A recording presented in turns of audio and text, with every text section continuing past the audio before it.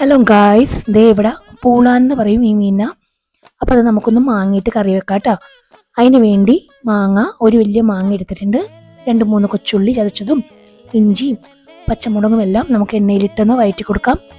ഒപ്പം തന്നെ തേങ്ങയും കുറച്ച് മുഴുവൻ മുളകും മഞ്ഞളും കൂടെ അരച്ചെടുത്തിട്ടുണ്ട്. അതുമിട്ട് ഒന്ന് പച്ചമണം മാറിക്കഴിയുമ്പോഴത്തേക്കും കുറച്ച് വെള്ളവും മാങ്ങയും ഉപ്പും ഇട്ടിട്ട് നമുക്കൊന്ന് തിളക്കാൻ വേണ്ടി വെക്കണം കേട്ടോ. തിളച്ച് മാങ്ങ ഉപ്പും പുളിയൊക്കെ പിടിച്ച് കഴിയുമ്പോഴത്തേക്ക് നമുക്ക് മീനിട്ട് കൊടുക്കാം. മീൻ അധികം വേവില്ല, അപ്പം അതുകൊണ്ട് മീൻ ഒന്ന് തിളച്ച് വരുമ്പോഴത്തേക്കും ഒരു 2 തണ്ട് കറിവേപ്പിലയും കുറച്ച് വെളിച്ചെണ്ണയും ഒഴിച്ചു കൊടുക്കാം. വെളിച്ചെണ്ണ ഒഴിക്കുമ്പോൾ സൂക്ഷിക്കണം, വെളിച്ചെണ്ണയ്ക്ക് നല്ല വിലയാണ്.